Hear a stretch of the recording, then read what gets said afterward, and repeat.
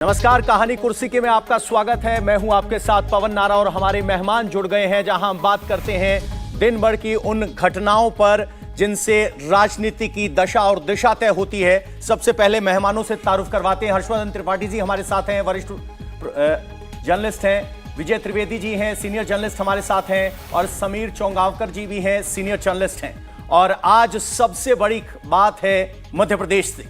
मध्य प्रदेश में प्रधानमंत्री नरेंद्र मोदी आज चुनावी फिजा के बीच पहुंचे तो सनातन का मामला गर्मा गया और सनातन के पक्ष में प्रधानमंत्री नरेंद्र मोदी ने विपक्ष को निशाने पर लिया। पीएम मोदी मध्य प्रदेश के बीना पहुंचे, 50,000 करोड़ से ज्यादा की सौगात दी और मंच से सनातन विरोधियों पर बड़ा हमला किया। पीएम मोदी ने कहा कि सनातन पर अब खुलकर हमला शुरू हो चुका है। घमंडिया अलायंस सनातन को खत्म करने की कोशिश में लगा है। मोदी ने कहा कि यह ऐसा समय है जब देश के हर सनातनी को सतर्क रहने की जरूरत है। पीएम मोदी ने आज सनातन पर जिस तरीके से विरोधियों पर बड़ा अटैक किया, उससे साफ हो गया है कि आने वाले विधानसभा चुनाव के साथ ही 2024 के महासमर में भी सनातन का मुद्दा सब पर भारी रहने वाला है। सनातन के इसी सियासीकरण पर चर्चा करेंगे, लेकिन उससे पहले आपको सुनवाते हैं मध्य प्रदेश के बीना में पीएम मोदी ने कैसे विरोधियों पर बिगेस्ट अटैक किया है। ये इंडी अलायंस की नीति है, एक घमंडिया गठबंधन की नीति है, भारत की संस्कृति पर हमला करने की। इंडी अलायंस का निर्णय है, भारतीयों की आस्था पर हमला करो। इंडी अलायंस घमंडिया गठबंधन की नीयत है, भारत को जिस विचारों ने, जिस संस्कारों ने, जिस परंपराओं ने हजारों वर्ष से जोड़ा है, उसे तबाह कर दो। ये घमंडिया गठबंधन, ये इंडी अलायंस उस सनातन संस्कारों को, परंपरा को समाप्त करने का संकल्प लेकर के आए हैं। तो प्रधानमंत्री नरेंद्र मोदी ने ऐलान कर दिया है कि इंडिया अलायंस का मुख्य एजेंडा सनातन की समाप्ति है। हर्षवर्धन जी, अभी तक कहा जा रहा था कि बीजेपी की तरफ से इस पर पुरजोर हमला होगा। अगुवाई मोदी ने कर दी है, जो सनातन के सबसे बड़े प्रतीकों में से क्या कहते हैं, एम्बेसडर्स में से एक माने जाते हैं। तो क्या आप समझा जाए? नहीं, मुझे लगता है कि इसमें जरा सा भी कोई भ्रम नहीं है। भारतीय जनता पार्टी के लिए वैसे भी सबसे बड़ा हथियार है। एक तरह से कहें तो देश में अकेली पार्टी है जो इस पहचान के साथ, इस सांस्कृतिक विरासत के साथ राजनीति करती नहीं है। राजनीति ओढ़ती बिछाती जीवन व्यवहार में वो, मतलब इसको कहते हैं ना कि सामान्य, सबसे सामान्य प्रशिक्षण अगर होता है तो इसी का होता है। और उस भारतीय जनता पार्टी को जब 2024 के चुनाव में जाना है, तो भले वो करुणानिधि के परिवार से आया हो। मैं बार बार करुणानिधि का नाम इसलिए लेता हूं क्योंकि उसको लेने से ही समझ में आएगा कि तमिलनाडु की राजनीति से कांग्रेस कैसे बाहर हो गई। चाहे भले ही मल्लिकार्जुन खड़गे के बेटे, और खुद वो बोलते हैं, लेकिन जब उत्तर भारत की राजनीति आप देखेंगे, और अभी जो 3 महत्वपूर्ण चुनाव होने हैं जहां कांग्रेस पार्टी के लिए सबसे बड़ी आशा है, उम्मीद है कि मध्य प्रदेश, राजस्थान और छत्तीसगढ़, और वहां जब इस तरह से नरेंद्र मोदी सनातन की बात करते हैं और वो दिख रहा है, और वहां पर एक तरफ तो काशी विश्वनाथ धाम होगा, एक तरफ महाकाल होगा, एक तरफ नर्मदा होंगी, एक तरफ एकात्म केंद्र बन रहा होगा, एक तरफ, मतलब आप पैरेलल सोचिए आप, और दूसरी तरफ क्या कह रहे होंगे, कहेंगे नहीं नहीं ये सनातन डेंगू है, मलेरिया है, HIV है, एड्स है। तो उसे अगर इस स्केल पर जाकर प्रधानमंत्री काउंटर कर रहे हैं तो मुझे लगता है कि विपक्ष को कोई तरीका तो खोजना पड़ेगा, वरना उनके लिए इस चुनाव में, जो विधानसभा चुनाव हो रहे हैं इसमें भी, और लोकसभा चुनाव के लिए बड़ी मुसीबत खड़ी होने वाली है। कुल मिलाके जो सबसे बड़ी ताकत है उसको ही विपक्ष मजबूत कर रहा है। लेकिन सोच ये थी कि किस तरीके से दलित वर्सेस स्वर्ण किया जाए इन तरह के बयानों से, लेकिन उसकी भी हवा प्रधानमंत्री नरेंद्र मोदी ने निकाल दी है। प्रधानमंत्री नरेंद्र मोदी ने क्या कुछ कहा है, आपको एक बार वो सुनवाते हैं। सनातन की व्याख्या कैसे की है, फिर चर्चा को आगे बढ़ाएंगे। जो सनातन संस्कृति संत रविदास का प्रतिबिंब है, जो सनातन संस्कृति माता शबरी की पहचान है, जो सनातन संस्कृति महर्षि वाल्मीकि का आधार है, जिस सनातन ने हजारों वर्षों से भारत को जोड़े रखा है, ये लोग मिलकर अब उस सनातन को खंड खंड करना चाहते हैं। आज इन लोगों ने खुल करके बोलना शुरू किया है, खुल करके हमला करना शुरू करके दिया है। कल ये लोग हम पर होने वाले हमले और बढ़ाने वाले हैं। देश के कोने कोने में हर सनातनी को, इस देश को प्यार करने वाले को, इस देश की मिट्टी को प्यार करने वाले को, इस देश के कोटि कोटि जनों को प्यार करने वालों को, हर किसी को सतर्क रहने की जरूरत है।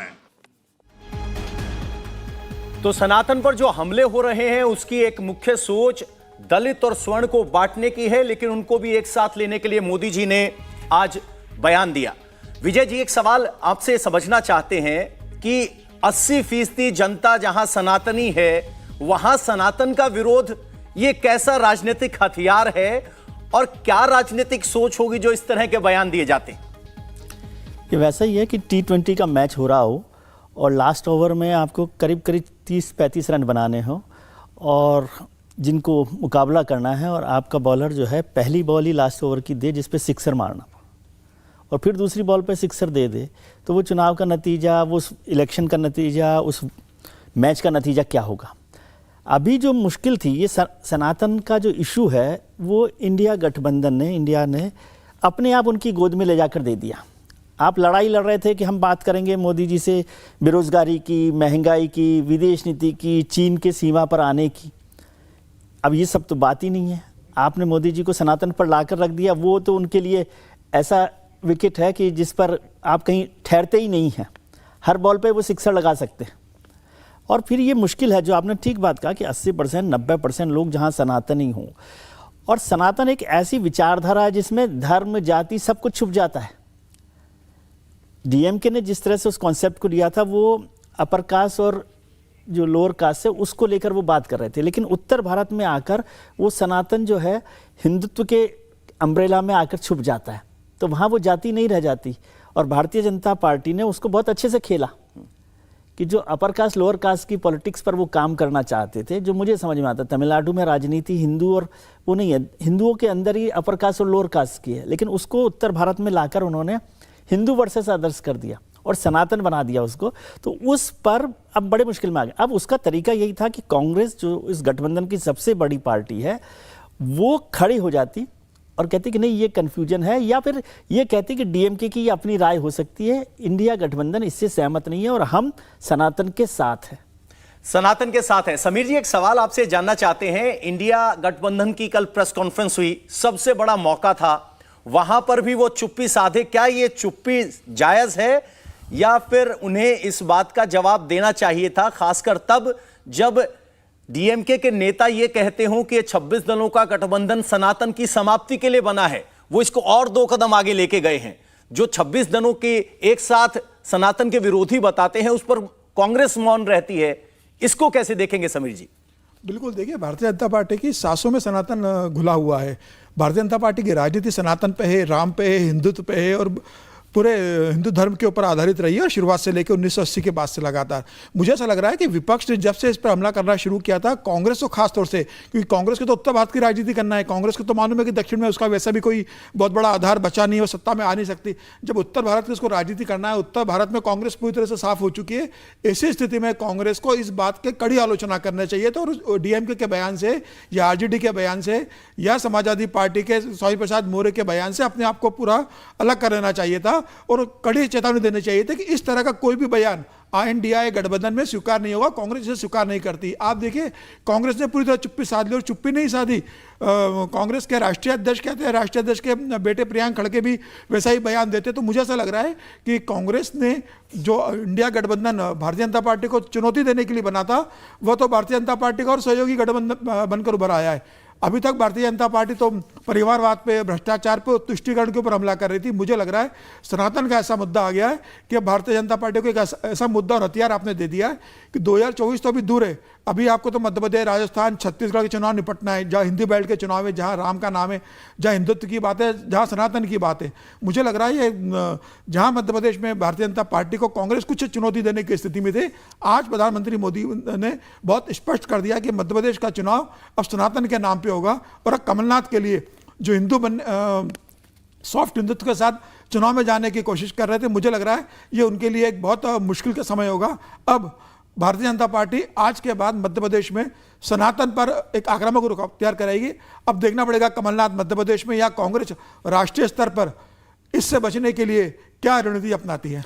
एक सवाल हर्षवर्धन जी, हाँ जी, एक चीज और लाइन जोड़ दूं, जो समीर जी ने भी कहा कि मध्य प्रदेश और छत्तीसगढ़ में तो उनके दोनों मुख्यमंत्री एक हिंदूवादी छवि के साथ बढ़ रहे हैं आगे। उन्हें लग रहा है हिंदुत्व के बिना मुकाबला नहीं हो सकता। कमलनाथ जो है वो तो बजरंगबली का पूरा धाम बनवा रहे हैं, मूर्ति लगवा रहे हैं, मंदिर बनवा रहे हैं, कथा करवा रहे हैं, बागेश्वर धाम की कथा करवा रहे हैं। भूपेश बघेल राम वन गमन का पूरा एक बड़ा प्रोजेक्ट पर काम कर रहे हैं। तो उनके लिए भी संकट आपने पैदा कर दिया कि वो 5 करोड़ रुपए सैंक्शन कर रहे हैं, जो जीर्ण मंदिर है राजस्थान में बिना राजस्थान में करने के लिए अशोक गहलोत ने बजट में 5 करोड़। बिल्कुल, इसी से अगला सवाल आता है हर्षवर्धन जी, कांग्रेस पार्टी अगर सचमुच हिंदुत्व, सॉफ्ट हिंदुत्व की तरफ जा रही है, अलग अलग स्टेट के हिसाब से देखा जाए, तो फिर वो मंच पर खड़े होकर इसका विरोध क्यों नहीं कर रही है, एक स्टैंड क्यों नहीं ले रही है? क्या ये आंख बंद कर लेने से खतरा टल जाएगा?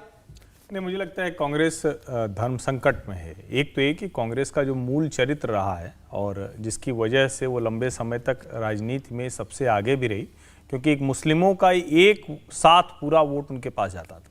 क्षेत्रीय पार्टियों का उभार होता है, सामाजिक न्याय की राजनीति आती है और बहुत सी ऐसी चीजें आती हैं जिसने कांग्रेस को धीरे धीरे किनारे करना शुरू किया। अभी जो सबसे बड़ा संकट है, एक होता है कि आप अपीजमेंट पॉलिटिक्स है, हिंदू मुस्लिम की पॉलिटिक्स है, उसमें हो सकता है कि आपको कुछ लाभ मिल जाए, लेकिन यहां दूसरे तरह की राजनीति है।